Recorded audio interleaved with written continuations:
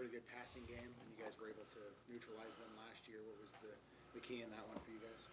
Well, I think that once we got settled down, as we got pretty good pressure on the quarterback, and we didn't have to blitz all the time, and passing game, anytime the ball comes out quick is, in our opinion, it's a lot easier to defend, and so hopefully we'll be able to get some pressure with the front four because they like to play four wides a lot, and with where we're at in the secondary injury-wise, that'll be a challenge. Tracy, with what you know of Bill Cubitt, going back to Mac days, right? Yeah. What has he shown you over the years, dialing up offenses? I just think if anybody you talk to him about Bill, and he's got a great mind for taking the traditional personnels and putting them in non-traditional formations, and you can draw all night long, and he's going to come up with a couple things that you're not going to come up with. And so the kids really have to be able to communicate and make those adjustments on the field. And then, once you get them, then to the boundary. But I think he just does a tremendous job with how he uses the personnel, the shifts and formations. And it's been a challenge every year we've played him, to start the ball game especially.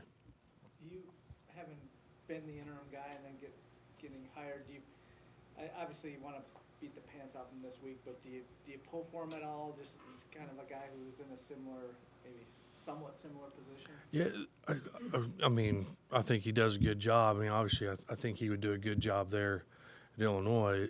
It's a matter of, I think the difference is he's been head coach, part of the program and all that. And as I said before, one thing that really made me feel most proud is for all the assistants who stay out there and stay loyal to a program and work hard and all that. Hopefully, those guys get opportunities too, and so Bill's been a successful head coach, so it's a little bit different situation. Tracy, now that you're a head coach, can you talk a little bit about what your thoughts are, of your philosophy, maybe even about junior college recruiting? Do you think you come at it across the board year after year pretty selective, or do you think it could be a little heavier than that sometimes? How do you approach it? Recruiting is all about recruiting to your needs. And so whatever those needs are, that's how we'll recruit. If you're really young in a position and you feel like you need a little bit more age, then you go after some junior college kids that can help you and make you better because you may need them to play right away. But besides that, I don't think the recruiting philosophy necessarily will change. So depending on our needs at the end of the year when we sit down, that'll determine how much we go junior college and how much we go high school. I am a firm believer that the base of your recruiting has to be high school kids if you want to be consistent at competing. I just think there's too much up and down when you take a whole class of junior college kids. University of Kansas did it here a couple years ago with Coach Weiss, and it's gotten them in a bind. So I think the junior college needs to be a specific purpose. You're not necessarily against taking a half a dozen, depending on the year? Just all depends on the high school kids, too, that are out there. But our first preference is to take high school kids and then take junior college kids to fill any immediate need where we don't feel like we have somebody to step into that.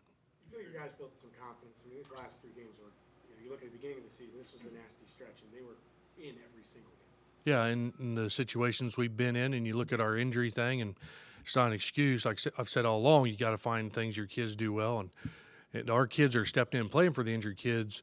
Really have made some good plays, and they're competing hard. I mean, the disappointment comes in the end result. I mean, we're always judged on wins and losses, and we haven't been able to find a win. But I think any team, most of the teams in the country who would have played that 3-game stretch would have some difficulties also. So, but we've had some chances, and we just need to, the last game we need to make a few more plays on defense. The Ohio State game we need to make a few more plays on offense. So pretty soon here we need to put together as a whole team, and you just keep working hard, you'll be rewarded. Tracy, any of these injured starters, do you have any chance of getting back this week? I think after Wednesday's practice, but right now I don't think any of those kids are practicing today. So it doesn't look like it. I know you can't be quoted about it, but there was a very obvious hold on that last touchdown, right in front of the official. How could he miss that one? Like you said, it's.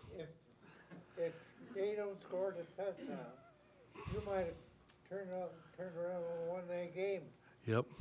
But you got to rebound to how it's called, So though that's out. Yeah, I told you I don't worry about things I can't control, and I don't have any control over that. Tracy, I just wonder how your life has changed this last couple of weeks, if it has at all, in terms of getting the permanent job, lifestyle, things you're doing, sleep, all that. Yeah, sleep, all that's been pretty good. The thing that's changed the most, is the recruiting calls at night. I'm making a lot more than what I did in the past because both sides of the ball. So that's I literally have to set aside an hour to 90 minutes, to make those extra phone calls each evening. So that's been my biggest change. How much are you involved with the defense, Tracy, compared to when you were coordinator a couple of years ago? Not as much, but I'm still, what I do is like we come in the mornings. If I spend the mornings with one side of the ball, in the afternoon I go to practice, I spend the practice time on the other side of the ball. And then the next day I just alternate it. So this morning I spent with the offense. I'll spend the day at the offense. Tomorrow I'll spend with the defense in the morning. And so, and believe me, it's just I feel it's my responsibility to have an idea of what's going on both sides of the ball. But the other guys are preparing the game plans and that.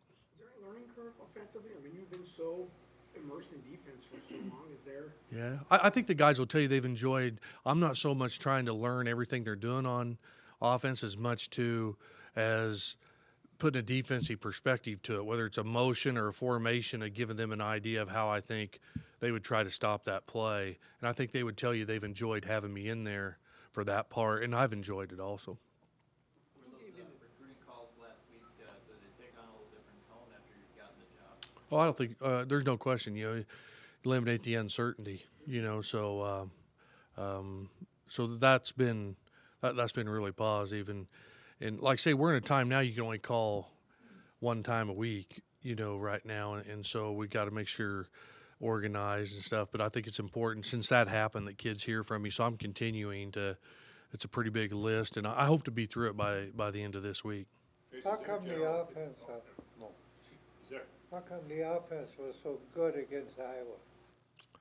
Well, we were able to run the ball a little bit better. That's, and obviously it's not the same front seven. I think Ohio State, a lot of people have trouble blocking their front seven. So we were able to run the ball a little bit better and keep them honest. And besides that, there really is not a lot of changes in it. Just run the ball, and that obviously opens up some of the throws. Is there, Tracy, a general theme that when you're making those calls or recruits that you're emphasizing about Minnesota now that you're involved? I know it's probably the same as it was when Coach Gill. Right. But what do you emphasize about going forward to the kids you're recruiting? Well, mainly it's the same principles. It's I've said that over and over. It's a different personality. When you talk to kids and their parents, it's the same principles we've been building on. The fact of graduating every kid that comes here to play football. Our goal hadn't changed to compete for the Big Ten championship. And so there may be a few different personality things and small changes, but the principles which allowed us to build this thing, we're going to keep building on those same things. You see a defensive tackle with the two guys out. How do you feel about the job Stelter's done? And is it, when you talk about that spot, is it kind of the twos that you got to put in now, being a little undersized? Yeah, Andrew's done a great job for us up front, and Galen Elmore has played well, and Shuby, it's all. But those kids are still not.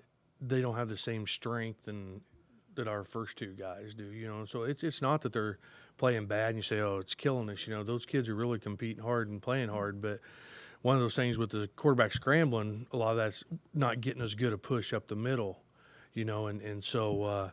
Those kids don't quite have the power in that Steve and Scott do to get that push up in the middle, but they're competing hard and trying every day, and it's giving us a chance to win. I know most people in the country probably couldn't play number 5 and 6 as much as what we are and still have the success that we're having. I know that we've talked a lot about Jeff Jones, but with his position change, when did that happen, and what kind of brought that up? I don't hold me exactly to it because I'm not for sure, but I think it was somewhere around 3 weeks ago. So it's just one of those things that, with anybody who's not right now playing on the offensive side of the ball. If there's somebody there who we think can help us in the secondary or something like that, we're even going to move them over and let them do some individual stuff and just get a jump again. Talked about recruiting and filling needs. Maybe we have somebody right here on the team that we can fill a need with and allow us to go get somebody else. So that's what brought that on. Any more questions for Coach Claeys? Tracy, how much is your handprint or influence in on the offensive kind of game plan or even play calling on Saturday? Play calling, none. You know, I mean, I don't spend enough time. If you're going to play call, you need to be in there all the time. I believe that.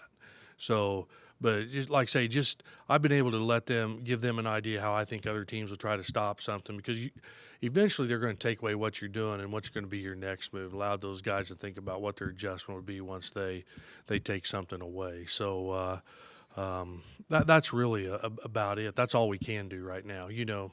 So, and like I say, I've enjoyed being in there, and I think they've enjoyed having me in there. So some input during the week, obviously. Right. And then obviously, you know, is when you get into 4-down territory and all that, I try to let them know ahead of time so they can call the plays appropriately and things like that. So, but for them, you know, 99.9%, they're calling the games, and I'm just in there during the week.